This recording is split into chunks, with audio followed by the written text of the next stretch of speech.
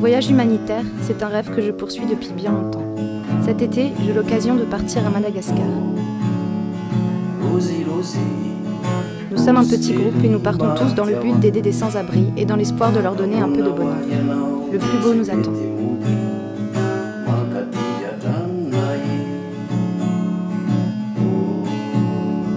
C'est enfin parti pour Madagascar. Ici, j'effectue mon premier voyage humanitaire avec une vingtaine de bénévoles. Nous partons avec l'association ASA, Association des sans-abri, dans le petit village d'Ampassimpoch. Je suis vraiment impatiente de commencer cette mission humanitaire et de vivre auprès des villageois. Durant le trajet, nous faisons un peu tous connaissance. Toulouse se présente. Il nous supervisera pendant ce séjour. Il ne manque pas de nous donner les informations pratiques avec un regard amusé. Avant de partir, on s'attendait à rencontrer quelques difficultés par rapport à notre confort habituel. Mais une fois sur le terrain, on voit les choses autrement. En effet, les douches sont en dehors du dortoir. On se lave à l'eau froide et avec un seau. Ensuite, pour se brosser les dents, on doit aller dehors et utiliser une bouteille d'eau minérale, au risque d'avoir des petits vers dans l'estomac. Attention pour les dortoirs, on doit absolument placer une moustiquaire. Évitons le paludisme tout de même. Rassurés ?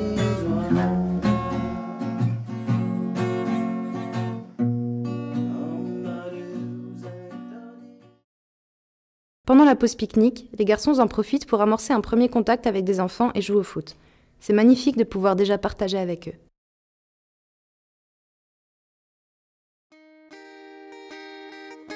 Pour tout dire, je suis quand même légèrement angoissée. Comment va se passer la rencontre? Quels liens vont s'instaurer avec les villageois? Je me sens bien, mon rêve se réalise enfin. Mais je crains un peu de me sentir étrangère. Une fois arrivés au village, les enfants courent vers nous pour nous accueillir avec enthousiasme. Mes craintes s'effacent aussitôt. Nous sommes étonnés de cette confiance qu'ils nous accordent déjà. Les enfants ne nous quittent plus et veulent toujours jouer avec nous et nous offrent des sourires plus que merveilleux. Quelle joie de se retrouver ici. Je me sens déjà chez moi.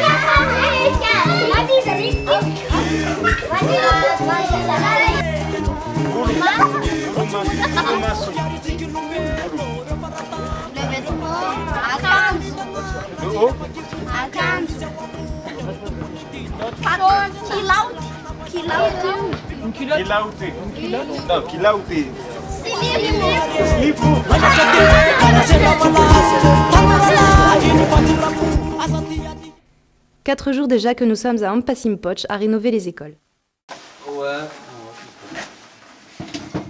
Les surprises ne manquent pas. Des poules viennent superviser notre travail et ça nous amuse beaucoup.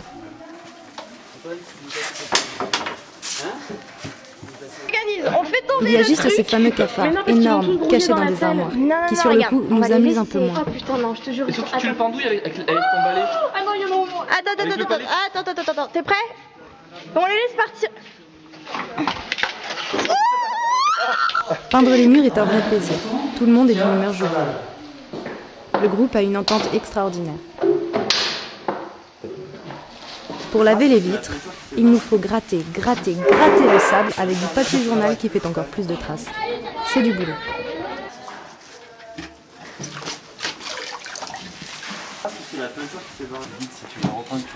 Mais quand les enfants viennent nous voir à l'œuvre, on ne peut pas s'empêcher de les suivre, jouer avec eux ou apprendre leur chant. Leur présence est un bonheur pour nous.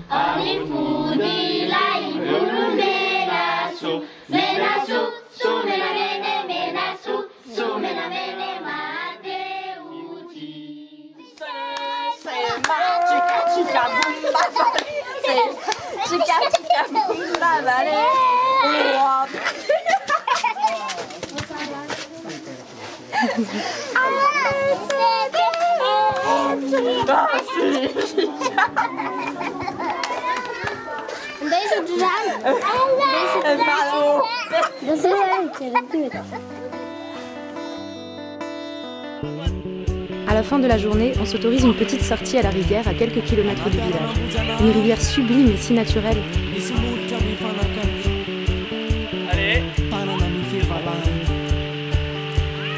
Après la baignade, quand on est retourné au village, Toulouse nous apprend qu'on s'est baigné dans une rivière de crocodiles. Je crois que la prochaine fois, on évitera cette rivière.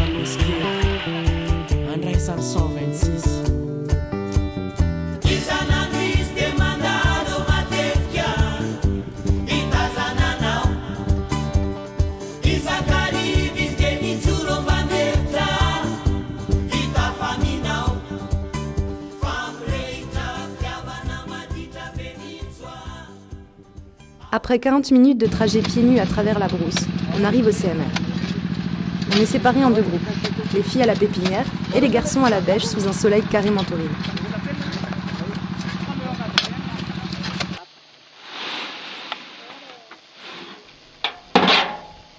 C'est les villageois qui nous apprennent à faire du terreau avec les moyens du bord. Et oui, il n'y a pas de terreau tout préparé comme dans la civilisation occidentale.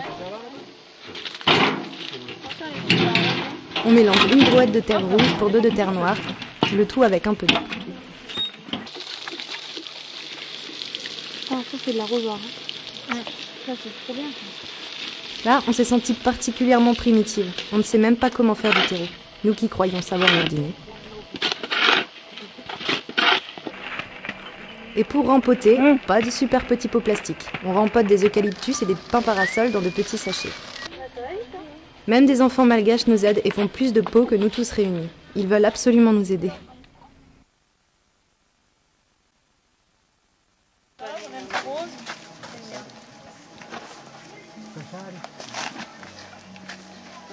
Ça, c'est pas une bonne idée. Pardon.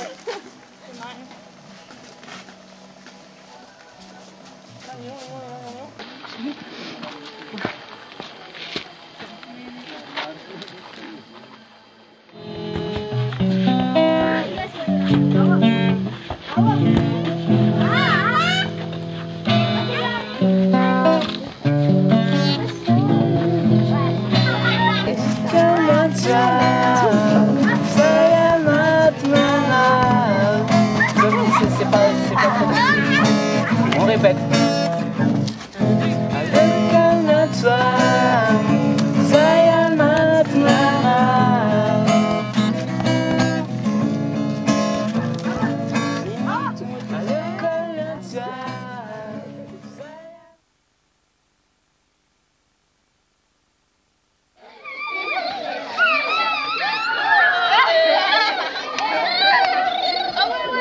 Aujourd'hui, rendez-vous dans un village voisin pour faire de l'animation avec les enfants. Nous, les filles, on s'occupe des plus jeunes. On leur apprend des jeux. Les coups de rentrée, les coups de rentrée, les fesses en arrière, les fesses en arrière. Les garçons, eux, font du foot avec les autres jeunes et hommes du village. À la fin du match, les Malgaches nous félicitent de notre victoire en chantant leur hymne.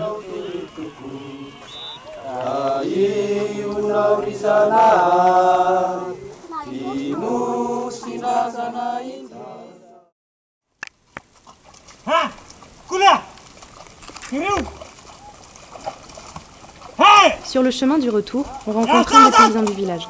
L'occasion pour nous de voir les conditions de travail des agriculteurs malgaches. C'est impressionnant de voir ça. Le travail est si différent de chez nous.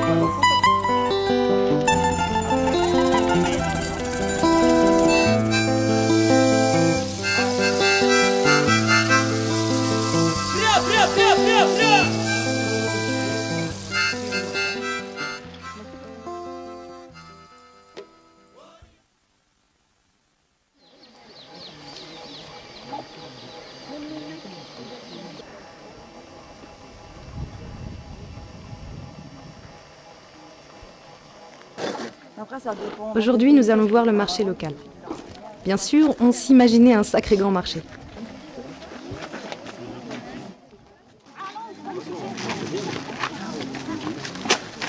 Dans l'après-midi, on prépare la kermesse que Toulouse nous avait proposé d'organiser dans le cadre de l'animation. Les enfants sont très enthousiastes. Nous avions fait plusieurs ateliers pour varier les activités et ils se dirigent tous spontanément vers les jeux.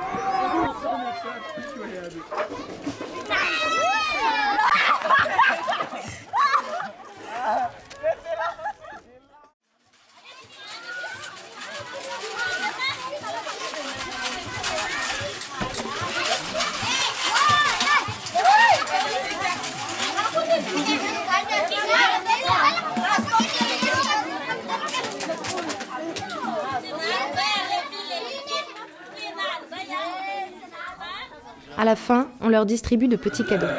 Ils sont très heureux. Allez, peut-être des bracelets, plus tu veux des bracelets?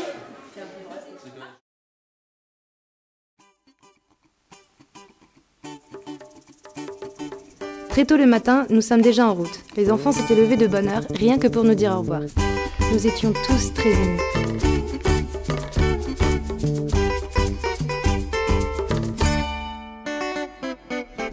J'ai du mal à croire que je vais déjà partir. Ce voyage a été pour moi un véritable rêve.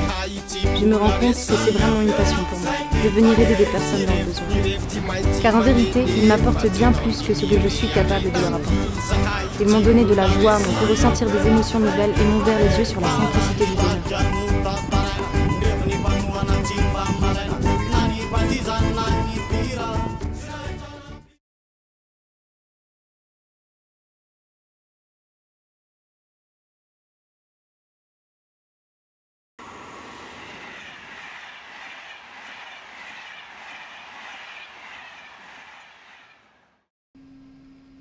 Une fois de retour en France, c'est le choc.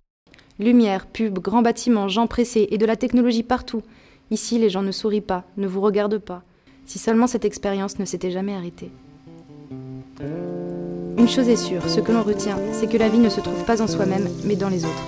J'ai vécu une magnifique expérience où je me suis rendu compte que le plus précieux, ce sont les sourires, la reconnaissance, la simplicité, la joie, l'entraide.